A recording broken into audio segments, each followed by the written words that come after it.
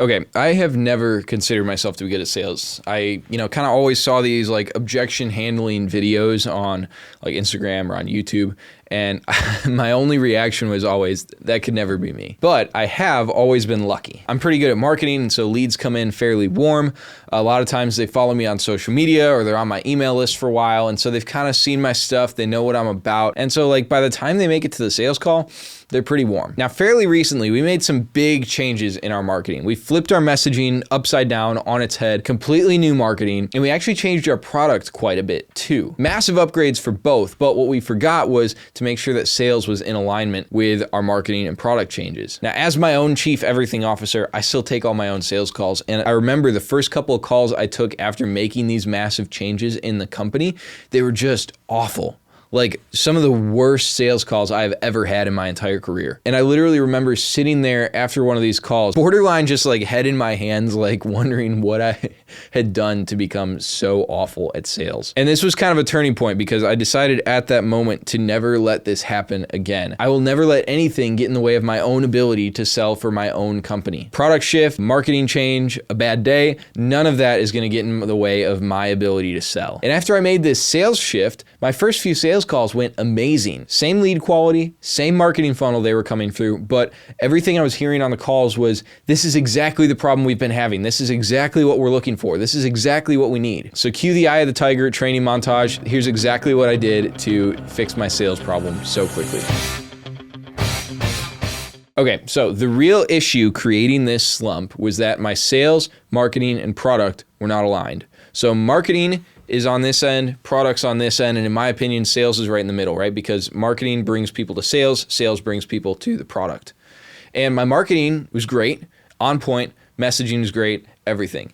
My product is on point, great, client results are through the roof, everything's going perfectly. But the bridge between those two, sales, was not good. We made some large changes in our marketing messaging, which was a huge upgrade and was attracting way better prospects, but sales lagged behind and sales wasn't on the same page here. We made some changes in our product as well, which was way better operationally. It was way better for our client results. Our existing clients who got this upgrade doing so much better now, but sales lagged behind. So sales was on the same old messaging, marketing was on this new messaging, and the offer we're selling also has some pretty large changes. And so there's a fundamental misalignment with what the prospect experiences before, during, and after the call. This just created a ton of confusion for the prospects and a ton of frustration on my end because they weren't picking up what I was putting down. I had kind of an informal script that I was using, just kind of developed, the set of questions I like to ask that I've kind of figured out over the course of taking 100 or 200 sales calls, but really nothing with any intention behind it. I just kind of developed this over time, over taking a lot of calls, and ultimately I found I was trying to fit a square peg into a round hole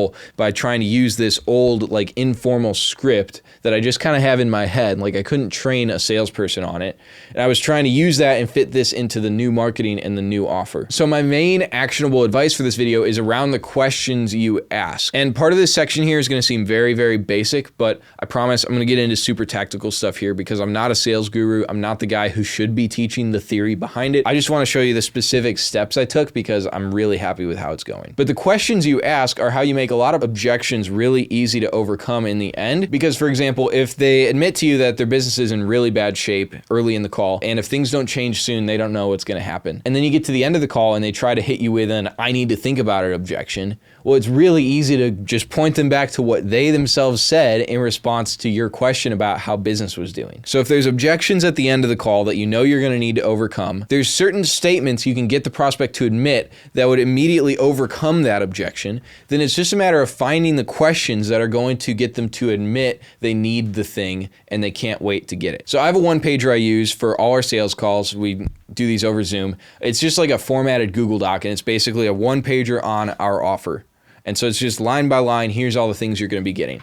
And what I was doing previously was I'd ask some questions, kind of sort of generally aimed at like, do they need help with marketing? And as soon as I uncover just enough to say they need help with marketing, not that they need our solution, but just they need help with marketing broadly, then I would go, yeah, I think we can help you. And if it sounds good to you, I can go ahead and kind of walk you through how our service works. And this was not working at all. So I'd get to the pitch, I'd start walking them through our offer, and I'd realize, man, I'm like speaking to a brick wall here because I haven't explained to them why they need half of this stuff.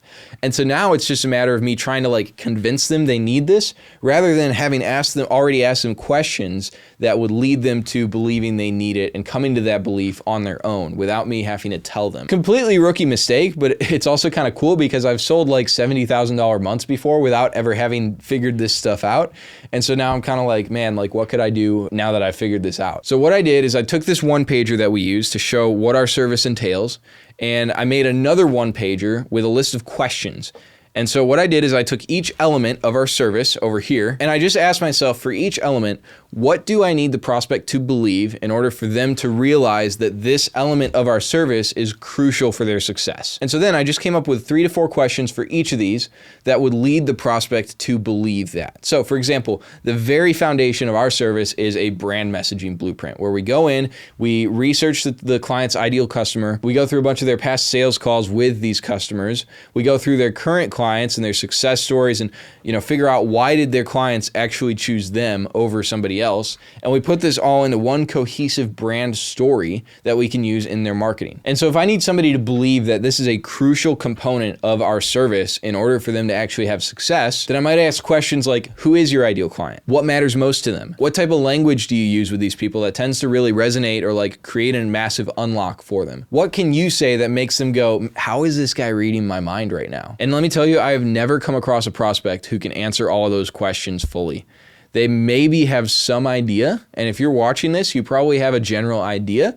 But the problem is, as the CEO and as the founder of a company, you get so caught up in the day-to-day so easily that it makes it really hard sometimes to get in the head of your ideal customer and speak their language. Now, once you uncover them with an issue they're facing, it's really, really important that you label them with this problem. This is something that's not generally seen as okay in real life, where you label people with the things they are or the things they do or the problems they have.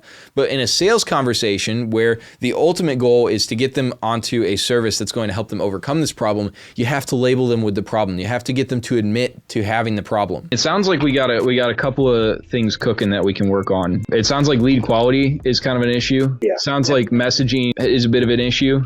I mean, we've tried a course, we've tried an online this, we've tried a webinar, and it just like we keep getting blanked. So you hit the nail on the head with that one. And once they admit it, you can bring that back up in the pitch. If you ask the right questions and you label them with the right problems, then it makes it really easy to overcome any objections that they come up with at the end of the call. It makes your service seem perfectly aligned with the problems they have and the solutions that they need. And so if you just systematically work down the line on each element of your offer, asking the questions that lead them to the belief that shows they need your service, you're essentially priming them to say yes at the end of the call when you ask for the sale. So I hope this was helpful for you. If you take action on one thing today, go through this exercise, go through your sales script. If you don't have one, create a sales script and build it based off of your offer and what you need to get them to believe, because this has been so incredibly helpful for my company, for my sales process, and I think it could be really great for yours too. See you in the next one.